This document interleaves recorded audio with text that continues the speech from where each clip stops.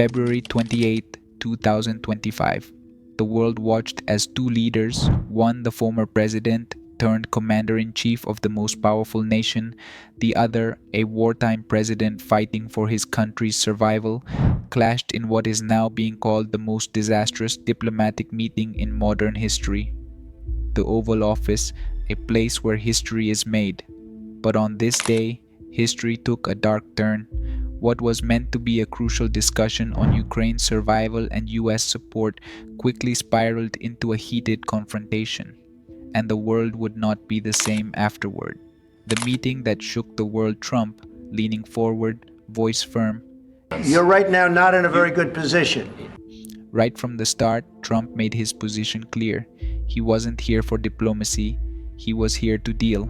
And Zelensky, he wasn't about to back down. Zelensky, calm but assertive. Thank you so much, Mr. President. Thank you for invitation. And really, I hope that this first document, will be first step to real security guarantees for Ukraine, our people, our children. I really count on it.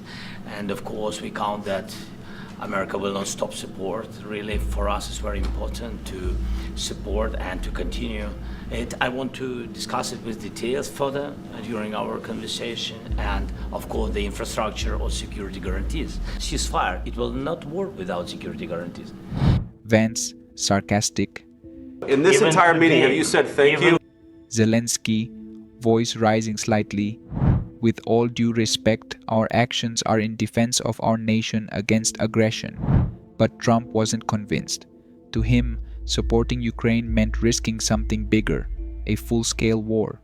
Trump, raising an eyebrow. You're gambling with the lives of millions of people. You're gambling with World War III. You're gambling with World War III. Zelensky, firmly, Ukraine seeks peace, but not at the expense of our territorial integrity. And then came the moment that stunned the room. Vance, mockingly. In this entire meeting, have you said thank you? Trump, if you're not willing to negotiate, our support isn't guaranteed. Zelensky, standing as well, voice unwavering, Ukraine will continue to defend its sovereignty with or without external support. The two leaders stare each other down. Trump, final words dismissively. This meeting is over. Zelensky nodding curtly and walking out with his delegation. The confrontation sent shockwaves across the globe. Within hours, world leaders responded. Ursula von der Leyen, EU Commission President, appearing in a press conference. President Zelensky displayed bravery and dignity. The European Union stands with Ukraine. French President Emmanuel Macron said, "Russia is the aggressor, Ukraine is the victim. We must not waver in our support." German Chancellor Olaf Scholz said, "Turning our backs on Ukraine would be a historic mistake."